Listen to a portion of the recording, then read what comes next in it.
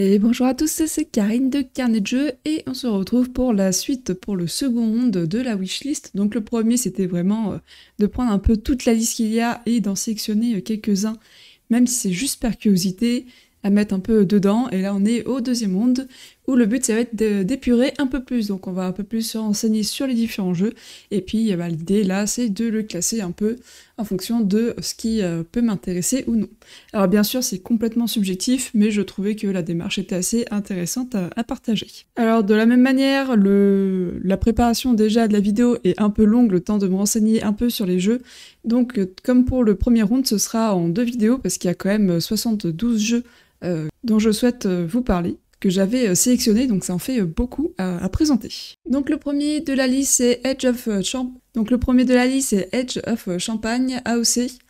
J'ai regardé un peu ce que ça proposait, personnellement ça m'a pas suffisamment convaincu pour passer au second round. Je pense qu'il peut trouver son public, mais ça ne fait pas partie des jeux que je sélectionnerai aujourd'hui. Ensuite nous avons Anachronie, donc avec son extension solo, à savoir que a priori, le mode solo est aussi disponible sur le site de l'éditeur, donc il me semble que c'est Super Meeple. Oui, c'est ça.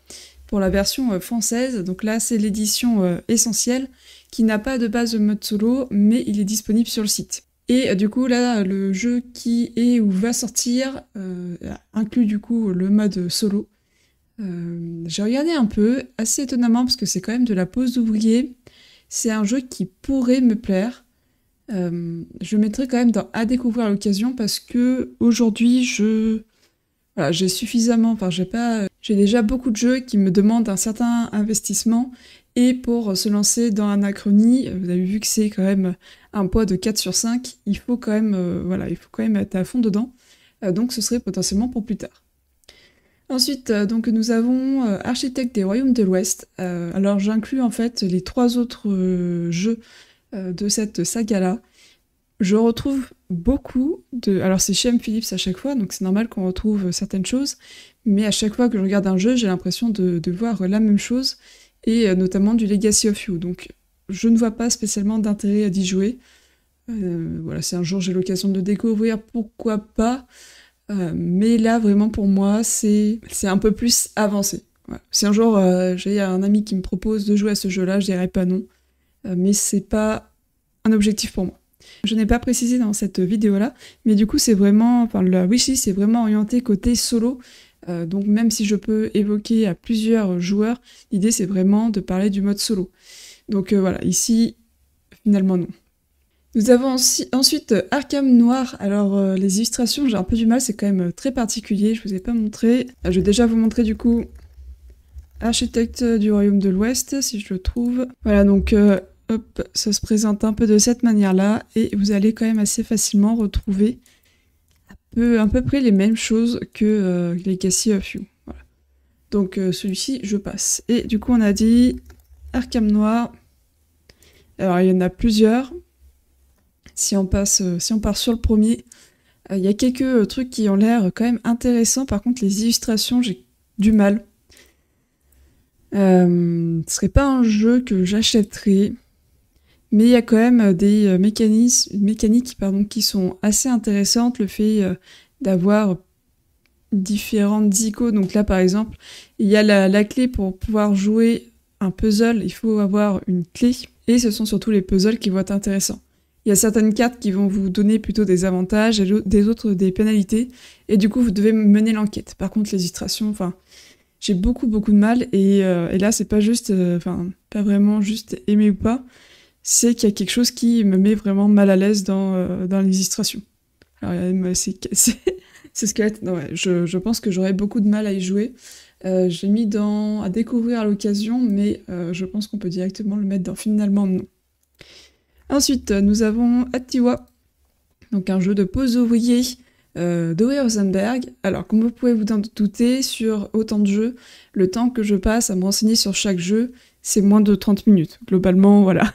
Je regarde un peu les règles, ça peut m'intéresser, les photos. Donc là, ça va ressembler à ce qu'on a quand même l'habitude de voir avec Uwe Rosenberg. Mais des vidéos que j'ai vues, j'ai l'impression que c'est un peu plus dynamique que les précédents jeux auxquels j'ai pu jouer. Donc à savoir Caverna notamment et Agricola de loin, parce que c'est vraiment pas mes types de jeux.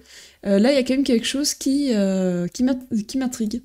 Donc je vais le mettre dans à découvrir à l'occasion. Ensuite, nous avons Au cœur des ténèbres. Alors, l'inspiration Cthulhu est très très présente. Et je trouve que la jaquette fait beaucoup penser à Dungeon Darkness, le jeu vidéo. Je sais pas si vous... mais ouais, c'est vraiment, je trouve, le style graphique de ce jeu vidéo. Celui-ci, il m'intrigue beaucoup, beaucoup. Au départ, j'ai failli passer très rapidement à côté en me disant que c'est un jeu solo très accessible. Alors, je crois qu'il est pas noté non plus, ouais, de 4. Voilà, c'est du Final Girl, hein, c'est pas très, très compliqué. Mais il y a plusieurs trucs qui me donnent quand même envie d'y jouer. Donc on a un plateau de départ, on a aussi un plateau un peu plus avancé. On va avoir des monstres de base, des monstres un peu plus compliqués, et le boss qui va devenir de plus en plus fort. On va avoir nos personnages qui vont avoir des caractéristiques à la Cthulhu, des armes. Il va falloir qu'on pose des pièges pour éviter que les monstres aillent au cœur de la falaise, parce que sinon ça va faire avancer le marqueur qui est ici, et plus ce marqueur ici avance, plus les cartes événements vont être pénalisants. Donc ouais, il y a quand même pas mal de choses qui m'intéressent dans ce jeu. Et très clairement, je vais le mettre dans le je le veux. Ouais. Alors pareil, je le veux, ça veut pas forcément dire je l'achète demain, mais dans l'idée, c'est que ça fait vraiment partie des jeux qui ont retenu mon attention dans ce deuxième monde. Globalement, tous ceux qui sont à découvrir à l'occasion et finalement non, c'est des jeux sur lesquels je vais pas m'attarder, pas aujourd'hui en tout cas. Et à surveiller, ça va être dans les prochains mois, je le veux, c'est vraiment ceux qui m'intéresseront le plus. Nous avons aussi ensuite Bad Bones Tech. Alors déjà, sa note est pas incroyable, il est aussi très accessible, et au final, en regardant un peu plus, je me rends compte que c'est pas un jeu qui aujourd'hui me plairait. Donc ça fait partie des jeux où des fois on se met des idées en tête, et qu'au final, on se rend compte que c'est pas aussi bien qu'on le pensait, donc finalement non. Barrage, bon, ceux qui connaissent ce jeu et qui connaissent mes goûts ne doivent pas être très surpris, malgré sa très bonne note. C'est vraiment pas un jeu qui, moi, va me donner envie d'y jouer. Déjà, la thématique, je suis pas...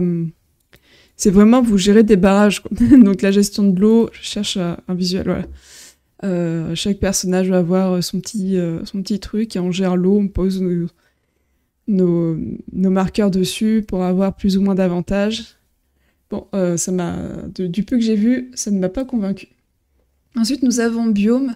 J'ai pas trouvé beaucoup d'informations sur ce jeu. On a quelques visuels, mais voilà, j'ai cherché un peu s'il y avait des vidéos, s'il y avait un peu plus d'avis, mais je ne trouve vraiment pas grand-chose. Donc pour le moment, je veux dire que non. Et puis on verra si ça sortira plus tard. Black Orchestra.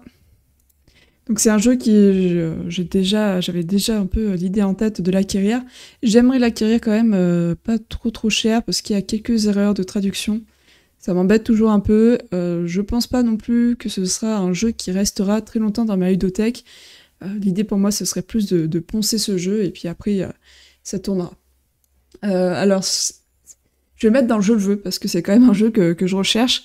Maintenant voilà, comme j'ai dit, il faut que j'arrive à le trouver à un bon prix. Ensuite, nous avons Bullet. Alors ça, c'est souvent qu'on me le recommande. Par contre, c'est vrai que rien que les illustrations, c'est vraiment... Alors, la boîte, la couverture, j'aime bien.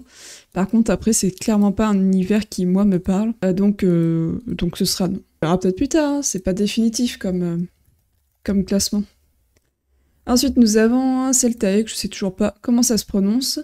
Ça ne m'a pas convaincu non plus. J'ai rien trouvé d'exceptionnel au jeu qui mériterait mon attention par rapport à tous les autres jeux qui sont disponibles. Du coup, ce sera finalement non. Le but, hein, dans tous les cas, c'est vraiment d'épurer aussi la liste parce que je vais pas acheter 72 jeux. J'aurais même pas le temps de toute façon pour y jouer, donc ça sert à rien. Donc c'est normal qu'il y en ait beaucoup dans finalement non. Ensuite, nous avons Ceres, que je ne connaissais pas du tout, qui est aussi un jeu de placement d'ouvriers. Ça m'intrigue un petit peu, il y a quelques points quand même que je trouve intéressants, mais ça va pas bien plus loin, donc je mettrai à découvrir à l'occasion. Nous avons ensuite Cursed Empire Heroes of Targo. Alors juste le temps que je me renseigne, et pourtant je fais les vidéos dans la même journée, j'ai enchaîné. Il est plus disponible sur le Doom. Et bon bah du coup ça vaut presque pas trop le coup de regarder. Il est très bien noté, après j'ai pas... Bon déjà les visuels je n'aime pas trop. Ce qui est proposé, c'est aussi assez sombre. Donc, ça, par contre, j'aime bien l'image. Mais ouais, globalement, je le trouve assez sombre. Après, j'ai pas regardé du coup plus que ça, parce que de toute façon, il n'est plus disponible. Ensuite, nous avons Dead Cells, donc, qui est l'adaptation en jeu de société du jeu vidéo. Ça m'a donné envie de m'intéresser aux jeux vidéo, mais alors pas du tout aux jeux de société. Ensuite, nous avons Dungeon Attack.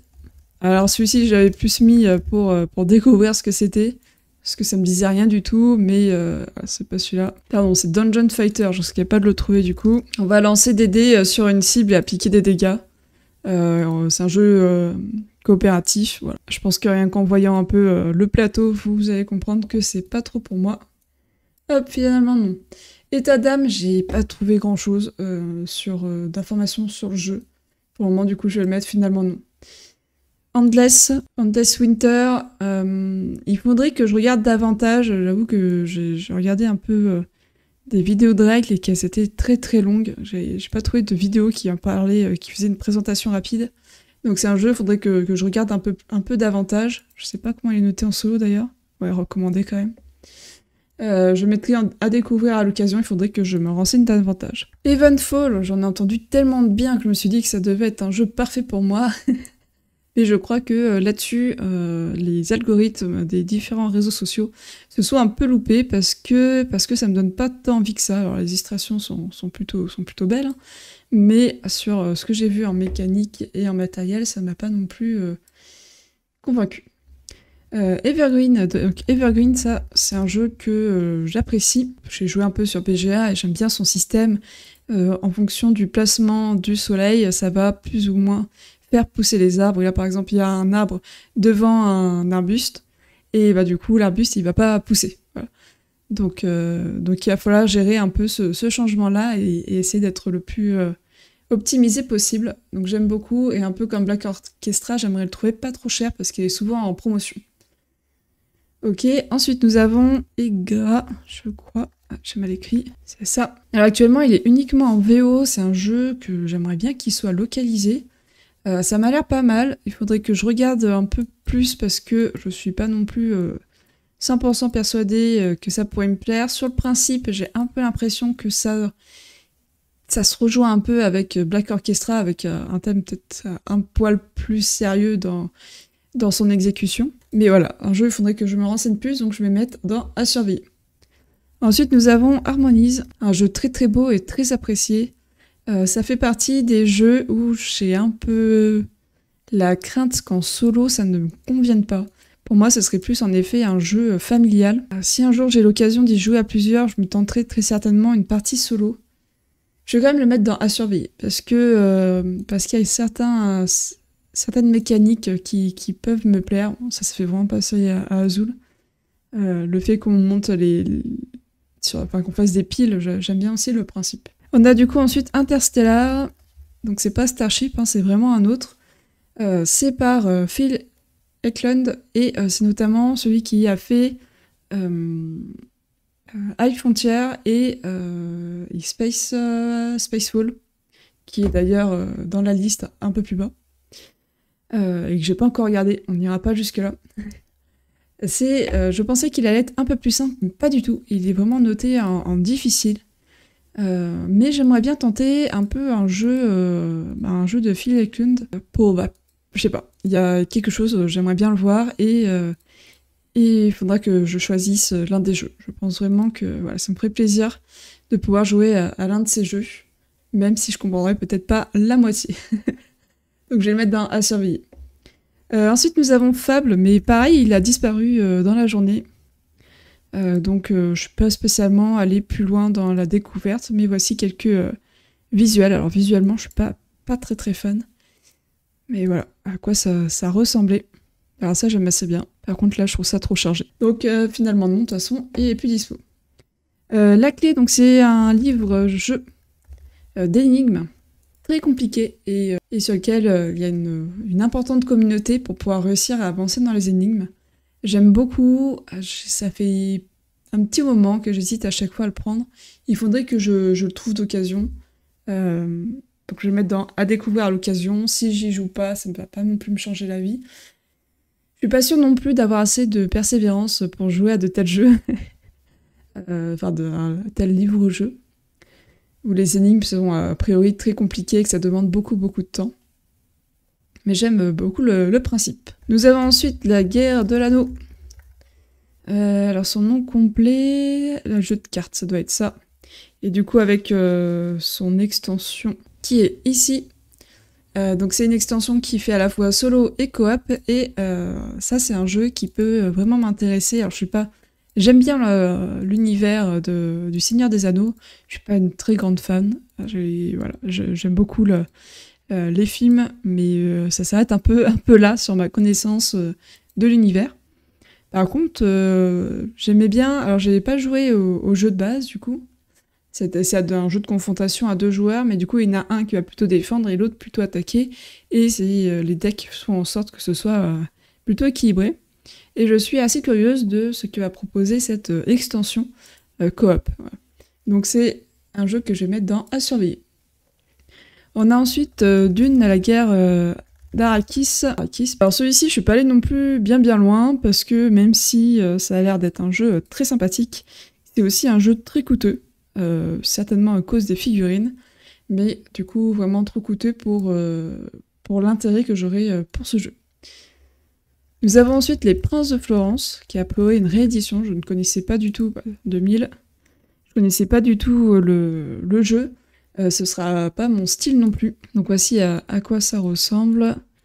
Je vais passer quelques images. Alors du coup c'est une version revue qui va être publiée, donc les illustrations sont plus jolies, mais ça donne déjà un peu une idée de ce qui va être possible de faire. Dans mon cas, ça ne m'intéresse pas. Voilà. Nous avons ensuite Legendary 007. Pourquoi il me le trouve pas ? Ah, parce qu'il fallait mettre James Bond. Ok. Legendary, j'en entends beaucoup de bien. Et par contre, je ne pense pas que ce serait le 007 que je prendrais. J'ai vu qu'il y avait des Marvel, donc je pense que je me laisserais plutôt tenter par un Marvel si jamais je vais sur ce jeu. Donc 007, finalement non. Et si c'était un Marvel, j'aurais mis dans à découvrir à l'occasion. Bon, dans tous les cas, c'est pas très grave.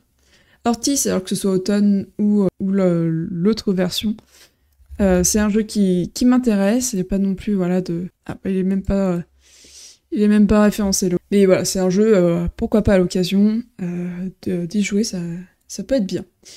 Nous avons du coup Let's Go to Japan. J'ai oublié le go, mais c'est pas grave, il me le trouve. Tac. Il est plutôt bien noté. Il est assez facile à prendre en main. Par contre, je sais pas convaincue non plus par ce qui est proposé. Déjà de base, et du coup en solo, je me vois vraiment pas y jouer. Donc pour moi, ça finit dans finalement non. Ensuite, nous avons Narak. Alors, si les personnes nous suivent ne connaissent pas, ça ressemble à ceci. Donc il est disponible sur BGA. Et il est vraiment pas mal. Il est possible d'y jouer en solo. Il y avait le mode solo était publié à la base sur le site de l'éditeur. Et aujourd'hui, il existe carrément l'extension qui est disponible. J'hésite entre à surveiller et à découvrir à l'occasion. Je vais plutôt le mettre dans à découvrir à l'occasion. Ensuite, nous avons Oko Chronicles. Alors, que ce soit le cycle de la Terre ou le cycle de l'eau, ça peut vraiment m'intéresser. C'est un univers qui me plaît plutôt bien. Alors, je connais pas du tout les BD, honte à moi. mais voilà, les jeux du coup retracent les BD qui sont présentés. A priori, il y a beaucoup de tomes, donc ils auront de quoi faire plein de scénarios. Dans l'idée, ça peut m'intéresser, par contre, pas tout de suite. Donc, je vais le mettre dans à surveiller. Ensuite, nous avons Malia. Alors ça, c'est un jeu, soit il va être excellent, soit ça risque d'être un peu raté, parce qu'en fait, ils mettent beaucoup de choses dans ce jeu. Pour une fois que c'est marqué meilleur en solo, ah ouais, mais à égalité, il n'y a pas encore beaucoup de votes. Très bien noté pour le moment, mais vu que c'est un Kickstarter, faut pas trop s'y fier. Et il y a vraiment beaucoup de choses qui sont proposées dans ce jeu. J'attendrai quand même d'avoir un peu plus d'informations, de chercher un peu plus, parce que c'est quand même un sacré budget. Mais s'il tient ses promesses, ça peut vraiment être un excellent jeu. Donc je vais le mettre dans à surveiller. Ensuite, nous avons Pirate de Maracaibo. Alors, je n'arrive pas à le trouver. Maracaibo. Ah oui, ok, il fallait mettre off peut-être, je ne sais pas. Tac. Et ressemble à ceci, et au visuel, moi ça ne me tente pas du tout. Je pense que je partirai, si je me décide à jouer à Maracaibo, je préférerais partir sur la version initiale, celle qui a tout mais qui est un peu plus complexe, que celle-ci. J'aurais un peu l'impression de jouer à un jeu pour enfants. Ensuite, nous avons Portals. Lequel est-ce? C'est celui-ci. Alors, je m'attendais pas du tout à ça quand j'ai vu la couverture. Du coup, je sais pas, ça m'intéresse pas du tout. Donc, finalement, non. Ensuite, nous avons Room 25. Donc, Ultimate. Aujourd'hui, autant prendre la version Ultimate. Potentiellement, ça peut m'intéresser, mais je suis pas non plus convaincue que ce soit vraiment un jeu qui va me plaire. Je le mettrai plutôt dans à découvrir à l'occasion. Ensuite, un autre jeu auquel je m'attendais pas du tout à ça, avec les illustrations, c'est Space Alert. Attention aux yeux. Voilà, donc ça ressemble à ça. Alors, ce que j'avais surtout vu, c'était les cartes ici qu'on retourne, et ça m'a fait un peu peur. Mais là, déjà, je n'y comprends rien du tout.